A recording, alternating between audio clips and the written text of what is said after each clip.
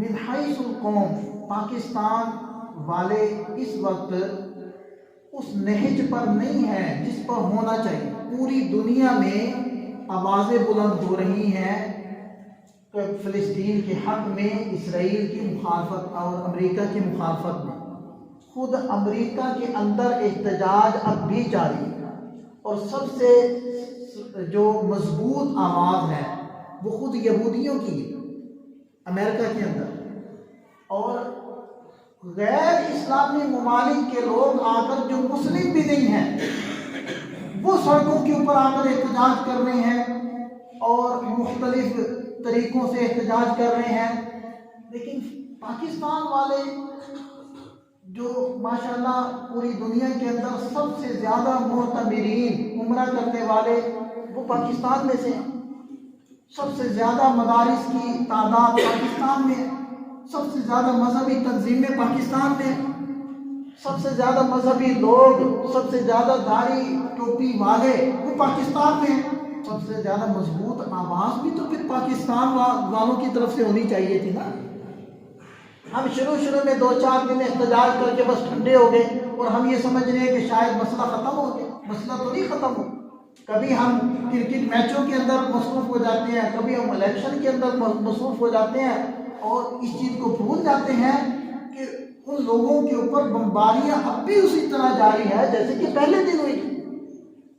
اتنا بڑا کائنات کا ظلم ہو رہا ہے اس وقت وہاں کہ 20 سالوں کے اندر امریکہ نے افغانستان میں اتنے بم نہیں برسائے، اتنے راکٹ نہیں برسائے جتنے 4.25 مہینوں کے اندر اسرائیل نے فلسطین کے اوپر برسائے۔ 7 اکتوبر اور آج کیا ہے 16 فروری، 4.25 مہینے بنتے ہیں۔ 20 سالوں میں وہ بمباری نہیں ہوئی جو ان 4.25 مہینوں کے اندر کتنے سے علاقے میں صرف 20 کلومیٹر کے علاقے کے اندر ہو چکے۔ روس نے یوکرین کے اوپر 2.5 سالوں کے اندر وہ وحشتناک بمباری نہیں کی جو 4.25 مہینوں کے اندر اسرائیل کر چکا، اور پوری دنیا کے سپاہی وہاں پہنچے ہوئے اسرائیل کے دفاع کے لیے اور اسرائیل کی جانب سے لڑنے کے لیے۔ آپ میں سے کسی کو اندازہ ہے کہ کتنے شہداء اور کتنے زخمی اور کتنے ایسے ہیں کہ جو غائب ہے ان کا پتہ ہی نہیں؟ 1,10,000 کے قریب افراد شہداء، زخمی اور غائبین، 28,500 کے قریب شہداء ہیں، 68,000 سے زائد زخمی۔ اتنا بڑا ظلم ہو اور سب خاموش۔ حکومتوں سے تو کیا گلا، وہ اپنے جوڑ توڑ کے اندر لگے ہوئے ہیں، عوام کو بھی احساس نہیں ہے، عوام کو بھی ہوش نہیں، عوام میں بھی تذکرے نہیں، وہ بھی خاموش ہو گئے۔ وہ بھی سمجھ رہے ہیں کہ جی سب ٹھیک ہے، میں ٹھیک ہو چکے، میرا سسٹم ٹھیک ہے، میرا ملک ٹھیک ہے، تو بس سب ٹھیک ہے، مجھے کیا ضرورت ہے ان کو پڑھنے کی، مجھے کیا ضرورت ہے ان کی بات کرنے کی، مجھے کیا ضرورت ہے کسی پلیٹ فارم کے اوپر ان کے حق میں آواز بلند کرنے کی۔ بس ٹھیک ہے، وہ ان کا معاملہ ہے، وہ ان کا معاملہ نہیں ہے، وہ میرا معاملہ ہے۔ ملک کا مسئلہ نہیں ہے، اسلام کا مسئلہ ہے۔ ساری دنیا الکفر ملت واحدہ، سارا دنیا کا کفر وہاں اکٹھا ہو گیا، لیکن اتنے بڑے بڑے اسلامی ممالک، عرب ممالک وہ خاموش اور پاکستان خاموش۔ تو حکومتوں سے گلہ نہیں ہے، اداروں سے گلہ نہیں ہے، عوام سے گلہ ہے کہ ہمارے اوپر بھی امریکہ نے پابندی لگائی ہے کہ ہم عوام بھی نہ بولیں۔ مجھ پر تو نہیں لگائی، میں تو بول رہا ہوں، تو ہم تو بولیں، ہم تو احتجاج کریں، ہم تو بات کریں، سوشل میڈیا کی طاقت کو استعمال کریں، اپنے جو رائٹس ہیں ہمارے، ہم کیا کر سکتے ہیں؟ ہم اسرائیل نواز ساری کمپنیوں کا بائیکاٹ کر سکتے ہیں، تو وہ تو ہم جاری رکھیں۔ نہ دکانداروں نے چیزیں رکھنی چھوڑی، نہ خریداروں نے خریدنی چھوڑی، سارے یوں ہی چل رہے، سب بھول گئے۔ مجھے یہ بتائیں کہ 2 ماہ کے بچے سے لے کر 80 سال تک، 80 سال کے بوڑھے تک کوئی فرد فلسطین کے اندر ایسا نہیں ہے کہ جو متاثر نہ ہو۔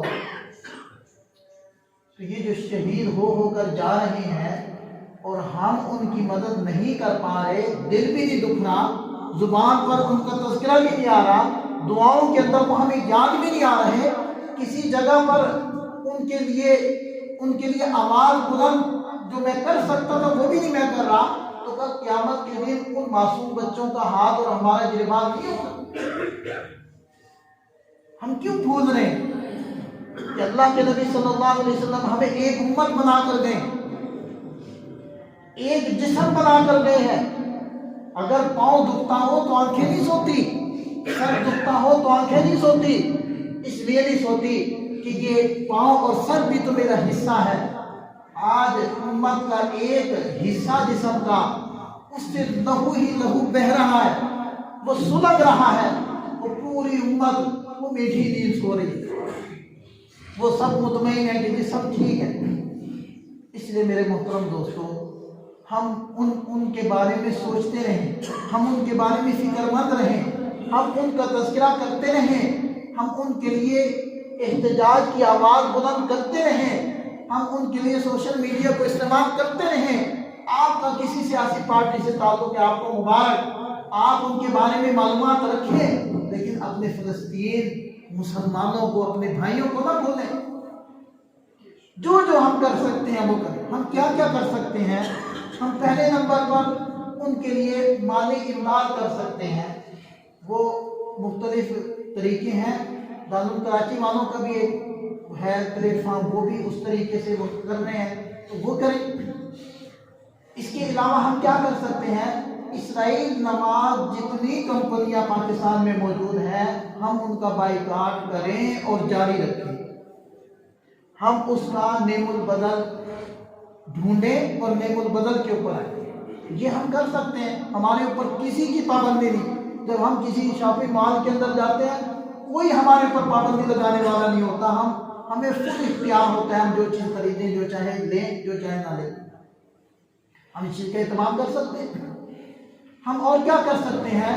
ہم ان کے لیے نوافل پڑھ سکتے ہیں، ہم ان کے لیے دعائیں کر سکتے ہیں، ہم اللہ سے ایسا حکمران مانگ سکتے ہیں، ہم اللہ تعالیٰ سے ایسا لیڈر اور قائد مانگ سکتے ہیں کہ جس سے ہمیں امید ہو کہ یہ کچھ کر سکتا ہے۔ ہم اللہ تعالیٰ سے دعا تو کریں۔ ووٹ تو جس نے جس کو دیا وہ اس کو رب کا معاملہ ہے، وہ تو قیامت کے دن پوچھ ہوگی، وہ تو وہاں کا معاملہ ہے۔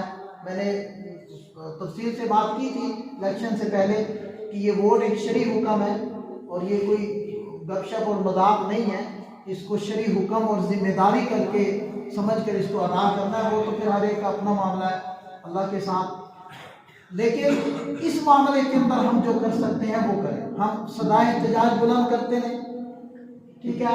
ہم مختلف طریقوں سے یہ بتاتے رہیں کہ ہم پاکستانی عوام اس جنگ کے بالکل حق میں نہیں ہیں، ہم اسرائیل کے حق میں نہیں ہیں، ہم فلسطینیوں کے ساتھ کھڑے ہیں، کل بھی تھے اور آج بھی کھڑے ہیں، اور ہم اپنے جذبات کا اظہار کریں۔ جہاں بول سکتے ہیں بولیں، جہاں لکھ سکتے ہیں لکھیں، جہاں کچھ شیئر کر سکتے ہیں تو کریں، اور جہاں ہم خریداری کے اندر بائیکاٹ کر سکتے ہیں تو کریں، جہاں ہم اللہ سے دعائیں مانگ سکتے ہیں تو مانگیں، جہاں ہم مالی خدمت کر سکتے ہیں تو کریں۔ چپ نہ رہیں، خاموش نہ ہو جائیں، اور اس چیز کو ٹھنڈے پیٹوں قبول نہ کر لیں کہ جی بس ٹھیک ہے، اسرائیل اگر قبضہ کر لیتا تو کیا ہو جائے گا؟ کیا کچھ نہیں ہو جائے، بہت بڑی قیامت آ جائے گی۔ اس لیے میں تو یہ سمجھتا ہوں کہ جو پاکستان کے اوپر آپ دیکھ رہے ہیں کہ مہنگائی مسلسل بڑھ رہی ہے نا، تو یہ اللہ کا عذاب ہی ہے۔ ہمیں جو حکمران ٹھیک نہیں مل رہے، یہ بھی تو اللہ کا عذاب ہے۔ ہم کو اس عذاب سے بچیں گے، اور اس عذاب کی وجہ کیا ہے کہ مسلم امہ اکٹھی نہیں ہے، اور کوئی حصہ مسلم امہ کا دکھتا ہے تو پورا جسم بے چین نہیں ہوتا۔ یہ بے چین نہ ہونے کی صلاح پوری امت کو مل رہی کہ پوری دنیا کے اندر سب سے زیادہ اسباب ان کے پاس ہونے کے باوجود، سب سے زیادہ تجارتی شاہراہیں ان کے پاس ہونے کے باوجود، سب سے زیادہ اہم ترین فضائی راستے ان کے پاس ہونے کے باوجود، سب سے زیادہ مضبوط فوجیں اور جذبات والے لوگ ان کے پاس ہونے کے باوجود یہ آج پس رہے ہیں اور ذلت کے اندر مبتلا ہے۔ یہ عذاب ہی نہیں ہے تو اور کیا ہے؟ یہ کوئی عزت ہے پوری دنیا کے اندر مسلمانوں کی؟ یا عربوں کی آپ سمجھتے ہیں عزت ہے یا پاکستانیوں کی عزت ہے؟ تو اس لیے میرے محترم دوستو، یہ موضوع ایسا ہے کہ جس کو ہم نے کبھی بھی نہیں چھوڑنا، کبھی بھی نہیں بھولنا، اس کو ہم نے جاری رکھنا ہے۔ اللہ تعالی ہمیں سمجھ عطا فرمائے۔